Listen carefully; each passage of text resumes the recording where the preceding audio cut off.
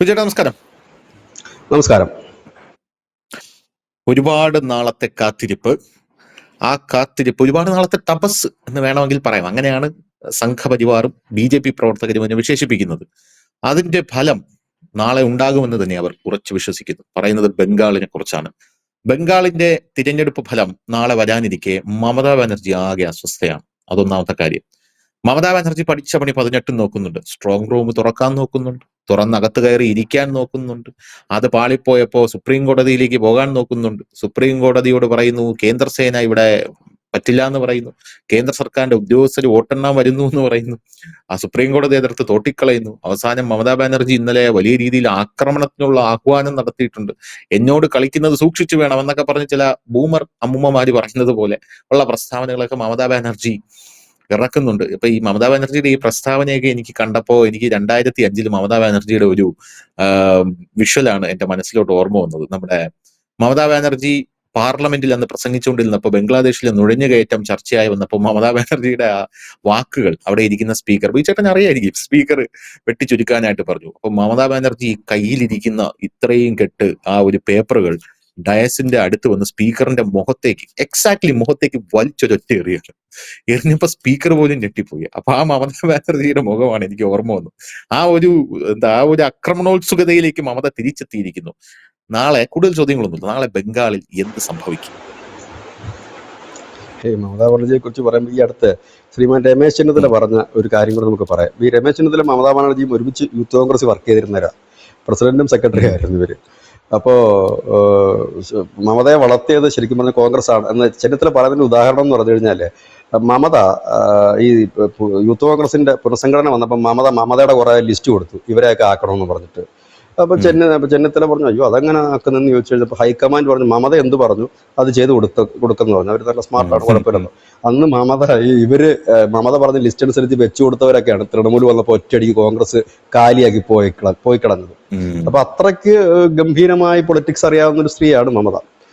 അപ്പൊ നമുക്കൊരു കാര്യത്തിലേക്ക് കടക്കാം. ഞാൻ ഈ ബംഗാളിലെ തെരഞ്ഞെടുപ്പ് വളരെ നമ്മുടെ രാജ്യം തന്നെ ഉറ്റുനോക്കുന്ന ഒരു വലിയ തെരഞ്ഞെടുപ്പാണ് ബംഗാളിൽ നടക്കുന്നത്. കാരണം ബംഗാളിൽ നടക്കുന്ന ആ ഒരു തെരഞ്ഞെടുപ്പിന്റെ വിജയം BJP സംബന്ധിച്ച്, BJP ആണ് അവിടെ വിജയിച്ച് കയറുന്നെങ്കിൽ അത് ഒരു ചരിത്ര സംഭവം. BJP വിജയിച്ച് കയറുമെന്നുള്ള കാര്യത്തിൽ നമുക്ക് തർക്കമില്ല. കാരണം ഏപ്രിൽ 17/4/2026 നമ്മൾ ആദ്യമായിട്ട് നമ്മൾ പറഞ്ഞു ബംഗാളിൽ BJP ഭരിച്ചിരിക്കുന്നു. അന്ന് ഞാൻ ധനുഷോട് പറഞ്ഞു, അതിന്റെ താഴേക്ക് ഒരുപാട് കമന്റുകൾ വന്നിരുന്നു, നിങ്ങൾ മാത്രമേ ഇത് പറയുന്നുള്ളൂ എന്ന് പറഞ്ഞിട്ട്. ഇന്നിപ്പോ നമ്മൾ പറയുന്നിടത്തേക്ക് അതിന് എക്സിറ്റ് പോളുകൾ എത്തിയതിൽ സന്തോഷം. BJP ബംഗാൾ ഭരിക്കുന്നുള്ളത് ഇപ്പോഴും നമുക്ക് യാതൊരു തർക്കങ്ങളുമില്ല. ഇനി മറ്റൊരു കാര്യത്തിലേക്ക് വന്നു കഴിഞ്ഞാൽ, ഞാൻ അതിനകത്തൊരു 6 മണ്ഡലങ്ങളാണ് കൃത്യമായി നോക്കുന്നത്, കൗതുകത്തിന് നോക്കുന്നതാണ് 6 മണ്ഡലങ്ങൾ. ഈ 6 മണ്ഡലങ്ങൾ എനിക്ക് തോന്നുന്നു പ്രേക്ഷകർക്കും നന്നായി അറിയാവുന്ന 6 മണ്ഡലങ്ങളാണ്. പ്രത്യേകിച്ച് കുറച്ചുകൂടെ ഒക്കെ ഒരു ഏജ്ഡ് ആയിട്ടുള്ളവർക്ക് കൃത്യമായി തന്നെ അറിയാവുന്ന ചില മണ്ഡലങ്ങൾ കൂടിയാണിത്. അതായത് ഒന്ന് പ്രധാനപ്പെട്ടത് കൊൽക്കത്ത പോർട്ടാണ്, കൊൽക്കത്ത തുറമുഖം. കൊൽക്കത്ത തുറമുഖം എന്ന് പറഞ്ഞാൽ എനിക്ക് തോന്നുന്നു മലയാളികളായിട്ടുള്ള എല്ലാ പ്രേക്ഷകർക്കും അറിയാം. അരവിന്ദന്റെ വാസ്തുഹാരയിലോ മറ്റോ ആണെന്ന് തോന്നുന്നു. കൊൽക്കത്ത ബേസ് ചെയ്തിട്ടാണ് ഒരു കപ്പലിന്റെ കഥ പറയുന്ന ഒരു സിനിമയായിരുന്നു വാസ്തുഹാര. അതുപോലെ ഒരുപാട് സിനിമകളിലെ വേദിയായത് കൊൽക്കത്ത പോർട്ടാണ്. പിന്നെ ശ്യാമപ്രസാദിന്റെ ഒരു സിനിമയും കൊൽക്കത്ത പോർട്ട് ബേസ് ചെയ്തിട്ടാണ് വന്നിരുന്നത്. അങ്ങനെ ഒരുപാട് സിനിമകൾ വന്നിട്ടുണ്ട്. മലയാള സിനിമകളുടെയും സാഹിത്യത്തിന്റെ ഒക്കെ ഒരു ഉറവിടം കൊൽക്കത്ത പോർട്ടാണ്. കാരണം തൊഴിലാളി വർഗത്തിന്റെ ഒരു ഇടമായിരുന്നത്, CPM-ന് അപ്രമാദിത്വമുണ്ടായിരുന്ന ഒരു ഇടമായിരുന്നത് പോർട്ടിലുള്ള തൊഴിലാളികളുമൊക്കെ. അവിടെ കൂടുതലും കുടിയേറ്റക്കാരായിട്ടുള്ള ആളുകളാണ്. അതിൽ ഹിന്ദുക്കളുമുണ്ട്, മുസ്ലിംസും ഉണ്ട്. പല ആളുകളുമായി കുടിയേറി വന്നവരാണ് തൊഴിലാളികളായിട്ട് കൂടുതലുള്ളവർ. അങ്ങനെ മിക്സഡായിട്ട് കിടക്കുന്ന ഒരിടമാണ്. അത് ആദ്യം CPM-ന്റെ കോട്ടയായിരുന്നു.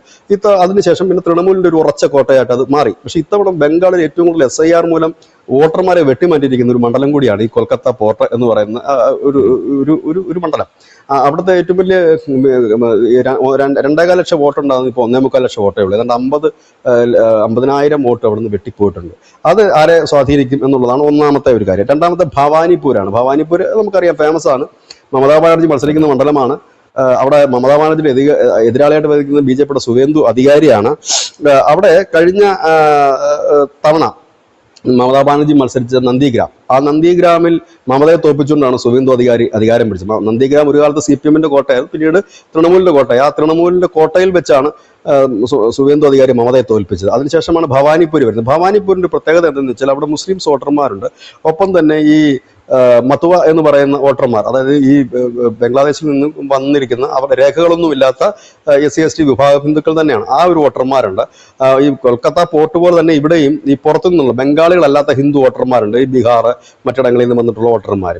അപ്പൊ അങ്ങനെയുള്ളവരുമുണ്ട്. അപ്പൊ ഈ ഭവാനിപ്പൂരിൽ എന്ത് സംഭവിക്കുമെന്നുള്ളതാണ്. കാരണം സുഗന്ധി അധികാരി ഭവാനിപ്പൂരിൽ മമതയെ തോൽപ്പിക്കുകയാണ് എങ്കിൽ എനിക്ക് തോന്നുന്നു ഈ തെരഞ്ഞെടുപ്പിൽ ചരിത്രത്തിൽ ഇല്ലാത്ത വിധം മമതാ ബാനർജി ഒരു മണ്ഡലത്തിൽ തളച്ചിടപ്പെട്ട ഒരു തെരഞ്ഞെടുപ്പ് കൂടിയായിരുന്നു. ഭവാനിപ്പൂരിൽ അവർ അവിടുന്ന് മാറിയിട്ടില്ല, ഫുൾ ടൈം ഭവാനിപ്പൂർ തന്നെയായിരുന്നു. അത് തളച്ചിടാൻ BJP കഴിഞ്ഞു. അവരുടെ ലക്ഷ്യവും അത് തന്നെയായിരുന്നു. സുവേന്ദു അധികാരി ഇറക്കുന്നു, നരേന്ദ്രമോദി വന്നിരുന്നു തോന്നുന്നു, നരേന്ദ്രമോദി വന്നിരുന്നു, അമിത്ഷാ വന്നിരുന്നു. അങ്ങനെ ഫുൾ ടൈം ഇവർ ഭവാനിപ്പൂരിൽ കോൺസെൻട്രേറ്റ് ചെയ്തതോടുകൂടി ഈ മമതാ ബാനർജിക്ക് ഭവാനിപ്പൂർ വിട്ട് ബാക്കിയുള്ള സ്ഥലങ്ങളിലേക്ക് പോയി പ്രചരണം നടത്താൻ ബുദ്ധിമുട്ടുണ്ടായിരുന്നു. അടുത്ത ഒരു മണ്ഡലം എന്ന് പറഞ്ഞാൽ ഡംഡമാണ്. ഹിന്ദി സിനിമാ ഗാനങ്ങൾ ഉൾപ്പെടെ നമുക്ക് വളരെ സുപരിചിതമായ ഒരു മണ്ഡലം കൂടിയാണിത്. അത് ഹവറയ്ക്കും ഹൂഗ്ലിക്കും പോലെ തന്നെ പ്രാധാന്യമുള്ള ഒരു വലിയ നാഗരികതയുള്ള ഒരുപാട് സിനിമകൾക്കും മറ്റുമൊക്കെ വേദിയായിട്ടുള്ള സാഹിത്യകാരന്മാർ ഒരുപാടുള്ള, അല്ലെങ്കിൽ ഒരു പഴയ ഒരു പുരോഗമനപരമായിട്ടുള്ള ഒരു ഏരിയ എന്ന് തന്നെ പറയാം, അവിടെയാണ് ഉള്ളത്. ഏതായാലും അവിടെയും തൃണമൂൽ കോൺഗ്രസിന്, ഇതെല്ലാം ഞാൻ പറയുന്നതെല്ലാം തൃണമൂൽ കോൺഗ്രസിന് ശക്തി കേന്ദ്രം. ആദ്യം CPM-ന്റെ ആയിരുന്നു, ഇപ്പൊ തൃണമൂൽ കോൺഗ്രസിന്റെയാണ്. പിന്നുള്ളത് നന്ദിഗ്രാമാണ്. നന്ദിഗ്രാം BJP-യുടെ ഒരു സ്ട്രോങ് ഹോൾഡ് ഏരിയ ആണ് ഇപ്പോൾ. നന്ദിഗ്രാമാണ് CPM-ന്റെ വാട്ടർലൂവായി മാറിയതും. നന്ദിഗ്രാമിൽ വെച്ചാണ് CPM കുഴിച്ചുമുടപ്പെട്ടതുമൊക്കെ, ആ വെടിവെപ്പും ആ സംഭവങ്ങളൊക്കെ നടന്നു. അവിടെ ഇപ്പോൾ BJP-യുടെ കോട്ടയാണ്.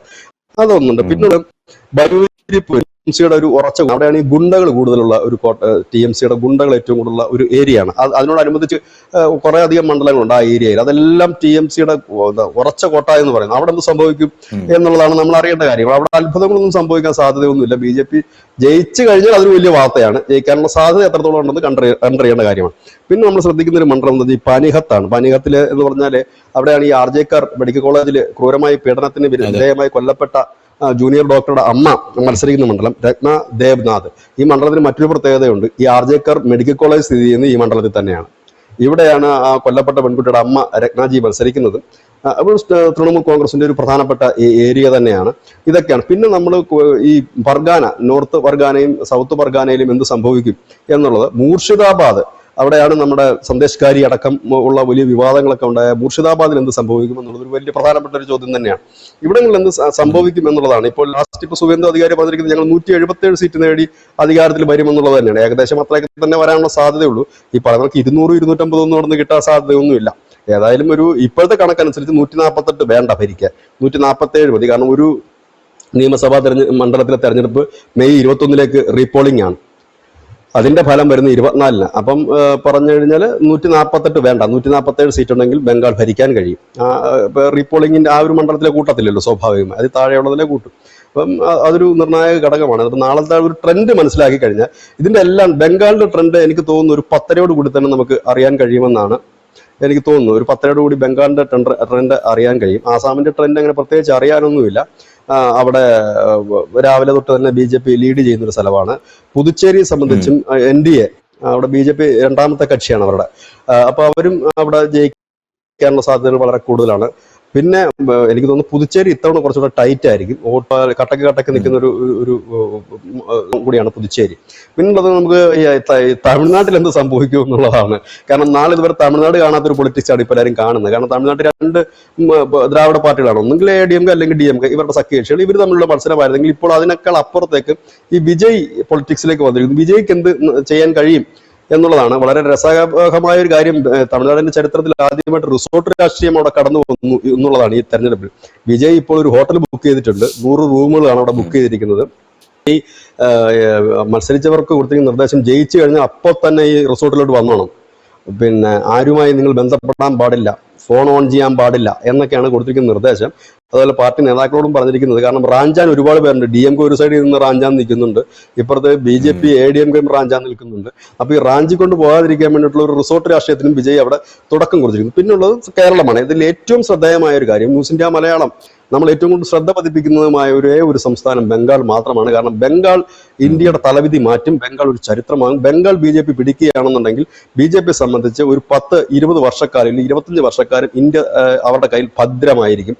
പോകാനുള്ള സാധ്യതയില്ല. കാരണം ബംഗാളോട് അവർ പിടിച്ചു കഴിഞ്ഞാൽ ഇന്ത്യയിലെ ഓൾമോസ്റ്റ് വലിയ സ്റ്റേറ്റുകളെല്ലാം അവർ പിടിച്ചു. 80 സീറ്റുള്ള UP, 40 സീറ്റുള്ള ബീഹാർ, 42 സീറ്റ് ബംഗാൾ പിടിച്ചാൽ 42 സീറ്റുള്ള ബംഗാൾ, 48 സീറ്റുള്ള മഹാരാഷ്ട്ര, 25 സീറ്റുള്ള മധ്യപ്രദേശും രാജസ്ഥാനും അടക്കം, അതായത് കേവല ഭൂരിപക്ഷം കടന്നുള്ള സീറ്റുകൾ ഈ ഇത്രയും 6 സംസ്ഥാനങ്ങളിൽ നിന്നും അവർക്ക് ഈസി ആയിട്ട് കിട്ടും. പിന്നെ അവരുടെ സ്വന്തം ഗുജറാത്തുണ്ട്. ഹരിയാനയുണ്ട്, ഹിമാചൽ പ്രദേശുണ്ട്, തെലങ്കാന കണക്ക് ബാക്കി കർണാടക വരെ നീണ്ടു നിവർന്ന് കിടക്കുന്നു. ഇനിയിപ്പോൾ കേരളവും കൂട്ടേണ്ടി വരും. കേരളത്തിൽ കഴിഞ്ഞ് നമ്മൾ ഒരു MP ഉണ്ടായിരുന്നല്ലോ, സുരേഷ് ഗോപി.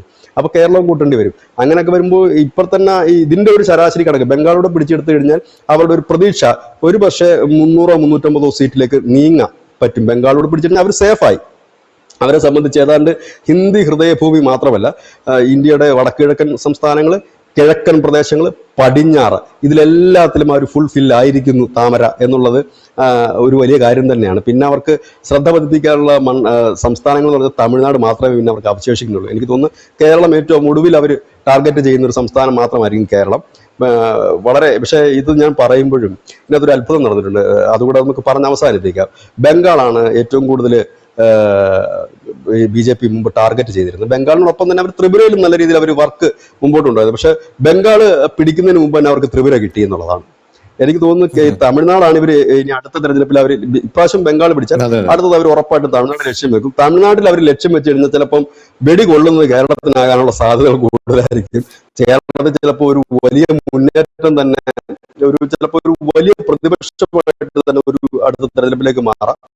പ്രതിപക്ഷമൊന്നുമല്ല, ചിലപ്പോൾ ഒരു പക്ഷെ ഭരണപക്ഷത്തേക്ക് തന്നെ. കാരണം പൊളിറ്റിക്സ് ആണ്, എല്ലാ നിമിഷവും മാറി മറിയുന്ന ഒന്നാണ് പൊളിറ്റിക്സ് എന്ന് പറയുന്നത്. സ്ഥിരമായിട്ടൊരു സിസ്റ്റം ഇല്ല. അതൊക്കെ ആ കാലഘട്ടം നമുക്ക് കഴിഞ്ഞു. എന്താണെന്ന് നമുക്ക് പറയാൻ കഴിയില്ല. എല്ലാം മാറി മറിഞ്ഞാണ് പോകുന്നത്.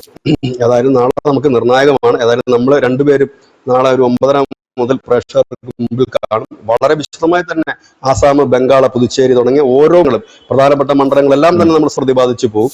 കാരണം നമ്മൾ ഇത്രയും കാലം ഏതാണ്ട് 2021 വാർത്തയില്ലാത്ത ആഴ്ചകളില്ലായിരുന്നു നമുക്ക് എന്നുള്ളതാണ് മറ്റൊരു ഏതായാലും ഒരു ദേശീയ വാർത്തകൾക്ക് വലിയ പ്രാധാന്യം കൊടുക്കുന്നത് കൊണ്ട് തന്നെ ഇത് പ്രാധാന്യം ബംഗാൾ തെരഞ്ഞെടുപ്പിന് കൊടുക്കുന്നു എന്ന് കരുതി കേരളം നമ്മൾ ചെറുതായിട്ട് കാണുന്നില്ല.